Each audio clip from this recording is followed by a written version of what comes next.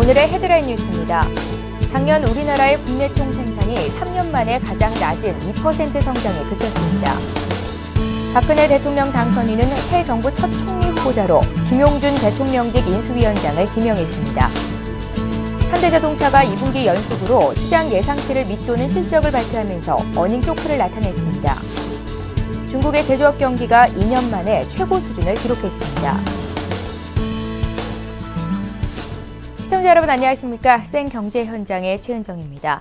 오늘 코스피 지수는 애플과 현대차 등 부진한 실적 발표로 인한 외국인들의 매물이 가중되면서 1960선까지 밀리며 거래를 마쳤는데요. 자세한 마감 시황 구경우 기자 연결해 듣겠습니다. 구 기자 안녕하세요. 네, 안녕하십니까? 예, 오늘 마감 시황부터 자세히 정리해 주십시오. 네, 24일 코스피 지수는 전날보다 15.93포인트 내린 1964.48의 거래를 마쳤습니다.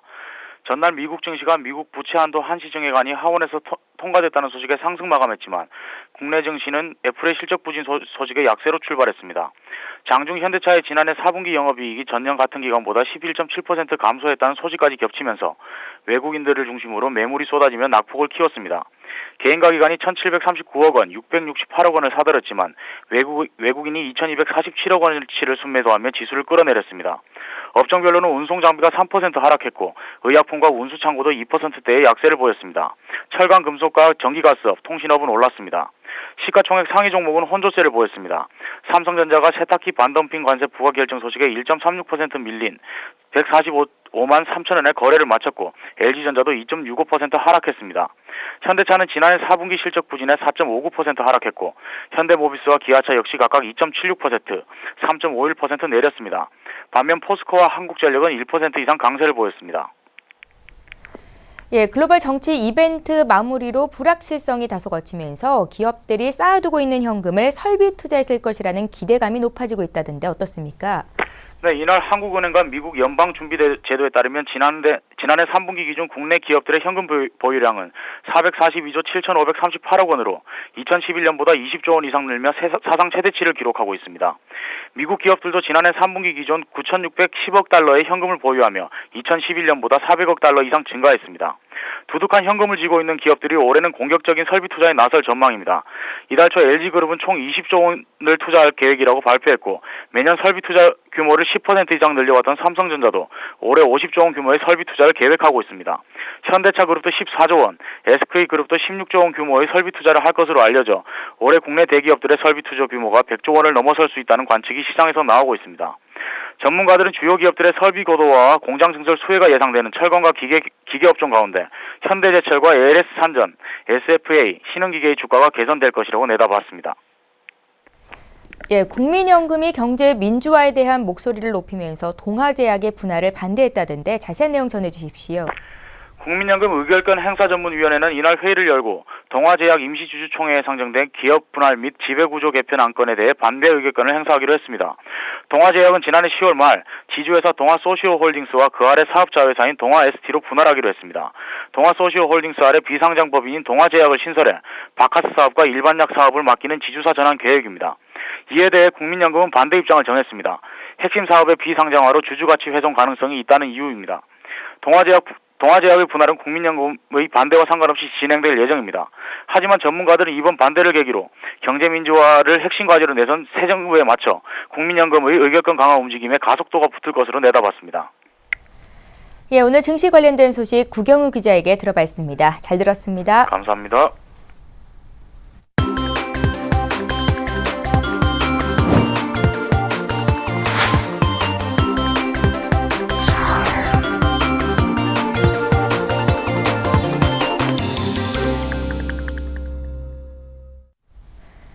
오늘의 주요 뉴스입니다.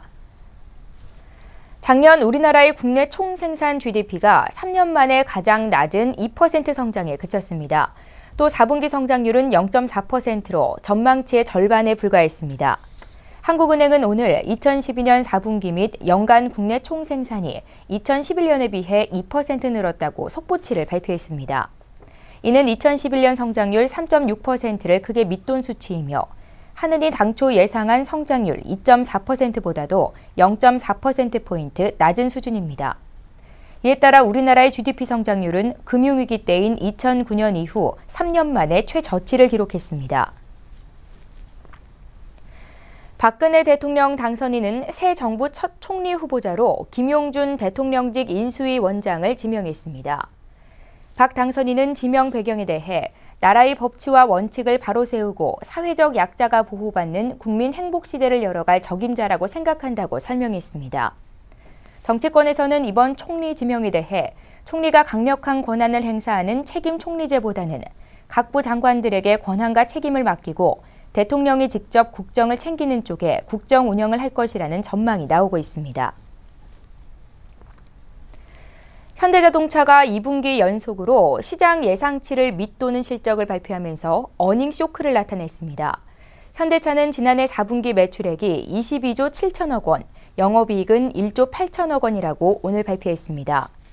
전년 동기 대비 매출액은 10.7% 증가한 반면 영업이익은 11.7% 감소했으며 지난해 3분기와 비교해서도 영업이익이 7.3% 줄었습니다. 지난해 미국 내 연비 사태로 충당금이 이번 분기에 반영된 데다가 지속된 원화 강세와 연말부터 이어진 엔화 약세가 겹치면서 수익성이 떨어진 것으로 풀이됩니다. 중국의 제조업 경기가 2년 만에 최고 수준을 기록했습니다. 1월 중국 제조업 구매관리자 지수 잠정치는 51.9를 기록했습니다. 이는 2011년 1월 이후 2년 만에 가장 높은 것으로 지수가 50선을 넘으면 경기가 확장되고 있다는 의미입니다. 중국의 제조업 구매 관리자 지수는 지난해 11월 이후 이달까지 3개월째 50선을 웃돌고 있습니다. 중국 경제 성장률이 지난해 4분기 반등에 성공한 데 이어 제조업 지표 개선세가 이어지면서 중국의 경기 회복세에 대한 기대감이 커지고 있습니다. 국제통화기금 IMF는 올해 전 세계 경제 성장률 전망치를 소폭 하향 조정했습니다. IMF는 현지 시간으로 23일 발표한 세계 경제 전망 보고서에서 유로존의 회복이 늦어지고 미국의 재정 감축에 따른 리스크도 계속되고 있다고 진단하면서 올해 전 세계 경제 성장률을 기존 전망치보다 0.1%포인트 낮은 3.5%로 예상했습니다. 국가별 성장률 전망치로는 미국이 올해 2.0%로 지난번 보고서에 비해 0.1%포인트 낮아졌으며 유로존은 올해 마이너스 0.2% 성장할 것으로 예상됐습니다. 일본은 지난번과 같은 1.2%였으나 내년 성장률은 기존보다 0.4%포인트 줄어든 0.7% 성장에 그칠 것으로 전망됐습니다. 반면 중국은 올해와 내년 각각 8.2%와 8.5%의 고성장세를 기록하며 세계 경제 성장을 주도할 것으로 예측했습니다. 미국 국제무역위원회는 현지 시간으로 23일 삼성전자의 스마트폰이 애플의 특허를 침해했다고 판단한 예비 판정을 재심의하기로 결정했습니다.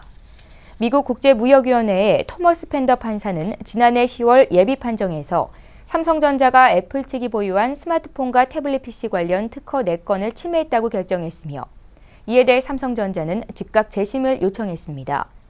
당시 특허 침해 판정을 받은 제품은 갤럭시 S와 갤럭시 S2, 갤럭시 넥서스 등 스마트폰과 갤럭시 탭 등 태블릿 PC 등으로 주력 제품인 갤럭시 S3나 갤럭시 노트2는 포함되지 않았습니다. 최종 판정은 오는 3월 27일로 예정돼 있으며 판사 재량에 따라 판정 기일은 조정될 수 있습니다. 국민연금이 동아제약의 회사 분할과 지배구조 개편에 반대 입장을 정했습니다. 국민연금 기금운용위원회 산하 의결권 행사 전문위원회는 오늘 회의를 열어 동아제약의 지주사 전환에 대해 반대 의결권을 행사하기로 결정했습니다. 국민연금이 지주회사 전환에 반대한 것은 이번이 처음입니다. 현재 동아제약의 최대 주주는 강신호 회장으로 특수관계인 지분을 포함해 14%를 보유하고 있으며 국민연금은 9.5%를 보유한 3대 주주입니다. 이에 따라 오는 28일 열릴 임시주주총회에서 사업 구조 개편에 반대하는 국민연금과 소액주주 그리고 동아제약 측 최대 주주 간의 표 대결이 불가피할 방침입니다. 예, 한국은행이 오늘 지난해 4분기 경제 성장률을 발표했는데요. 관련된 내용을 서울경제신문의 이현성 기자 연결해 듣겠습니다. 이 기자 안녕하세요. 예, 안녕하세요. 예, 먼저 우리나라가 지난해 2% 성장했다고요? 예, 그렇습니다. 지난해 우리나라 국내 총생산이 2%에 그친 것으로 나타났습니다. 24일 한은이 발표한 2012년 4분기 및 연간 국내 총생산에 따르면 지난해 우리나라 실질 GDP는 전년 대비 2% 성장했습니다. 연간 GDP는 지난 2009년 0.3%를 기록한 후 2010년 6.3%, 2011년 3.6%, 2012년 2%로 떨어지면서 3년 만에 가장 낮았습니다. 2%대 성장은 2008년 2.3%를 기록한 후 4년 만입니다. 기업들이 투자를 꺼리면서 지난해 설비 투자는 1.8% 감소했습니다. 설비 투자가 감소세로 전환된 건 2009년 이후 3년 만입니다. 건설 투자는 1.5% 줄면서 3년째 부진을 이어갔고 정부 소비는 3.6% 늘었습니다. 민간 소비는 1.8% 느는데 그쳐 3년 연속 성장세가 둔화됐습니다. 재화와 서비스 수출은 3.7%, 수입은 2.3% 늘었지만 전년도 증가율과 비교하면 절반에도 못 미쳤습니다. 이로써 7% 성장을 공약했던 이명박 정부의 지난 5년간 경제 성장률은 평균 2.9%로 3%에도 못 미치는 초라한 성적표를 남겼습니다. 예, 지난해 우리나라의 경제 성장률 하반기로 갈수록 더 부진했을 것 같은데요. 4분기 성장률은 어땠습니까? 예, 지난해 4분기 성장률은 전기 대비 0.4%에 그쳤습니다. 설비 투자, 건설 투자, 정부 소비가 일제히 감소한 가운데 민간 소비가 0.8%로 그나마 버팀목이 됐습니다. 특히 연말이 가까워질수록 정부의 재정 지출 여력이 달리면서 정부 소비가 마이너스로 반전됐고 4대강 사업이 마무리되면서 건설 투자도 2분기 만에 다시 감소세로 돌아섰습니다. 김영배 한은 경제통계국장은 3분기에는 정부의 성장 기여도가 1.0%포인트로 상당히 높았지만 4분기에는 예산 여력이 약화되면서 마이너스 0.5%로 돌아섰다고 설명했습니다. 지난해 분기별 성장률을 비교해보면 1분기 0.9%, 2분기 0.3%, 3분기 0.1로 계속 떨어지다가 4분기에는 0.4로 올라가는 모습을 보였습니다. 3분기가 가장 낮아서 바닥은 일단 다진 것으로 보입니다. 하지만 확실히 바닥이라고 말하는 데는 한은도 민간 연구소들도 신중한 분위기입니다. 대외 불확실성이 가셨지만 기업 투자가 너무 미진하고 가계 부채 문제로 소비 여력도 크지 않기 때문입니다. 예, 그렇다면 올해 경제 성장 전망은 어떻게 나오고 있습니까? 예, 한국은행의 전망치에 따르면 올해 한국 경제는 상반기에 1.9%, 하반기에 3%, 이렇게 해서 연간으로는 2.8%를 기록할 것으로 예상됐습니다. 상반기에 1.9% 성장하려면 1분기에도 1%에 가까운 성장률을 기록해야 하는데요. 하지만 성장 속도가 기대만큼 빠르지는 않을 전망입니다. 김영배 국장은 이날 브리핑에서 지난해엔 안개 속에서 비포장 도로를 달렸다면 지금은 안개가 조금 거쳐 우리가 하기에 따라 돌뿌리나 웅덩이는 비껴나갈 정도가 됐다고 설명을 했습니다. 이어 1분기에도 민간 소비가 유지되면서 새 정부 출범 후 예산이 적극적으로 풀리게 된다면 지난해보다는 다소 나을 것으로 보인다고 전망을 했습니다. 예, 지금까지 서울경제신문 경제부의 이현성 기자와 함께했습니다. 이 기자 잘 들었습니다. 네, 감사합니다.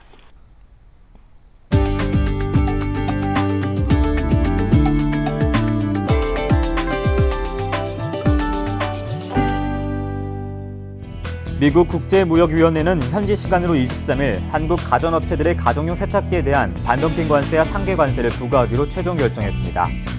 이에 따라 상무부는 한국산 세탁기에 대해 대우일렉트로닉스 82%, LG전자 13%, 삼성전자 9% 등의 반덤핑 관세를 부과했습니다. 그리고 보조금 지급 한정에 따른 상계 관세로 대우일렉트로닉스의 72%를 부과했습니다. 이번 관세 부과 결정은 우리나라와 멕시코에서 생산돼 미국으로 수출되는 드럼 세탁기에 한정됩니다. 국내 가전업체들은 관세 부과에 따른 영향이 크지 않을 것으로 예상하면서도 법적 대응 방침을 밝혔습니다.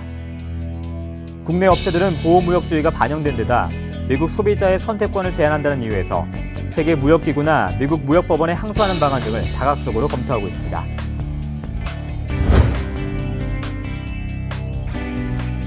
NHN의 일본 자회사가 운영하는 글로벌 모바일 메신저 라인의 가입자당 매출액이 페이스북에 비교해 결코 뒤지지 않을 것이란 예상이 나왔습니다.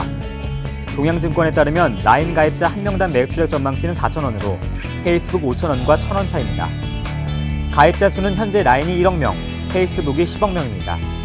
동양증권은 라인의 게임 출시 성적 등을 고려해 올해 약 2천억 원의 모바일 게임 매출액이 발생할 것으로 내다봤습니다.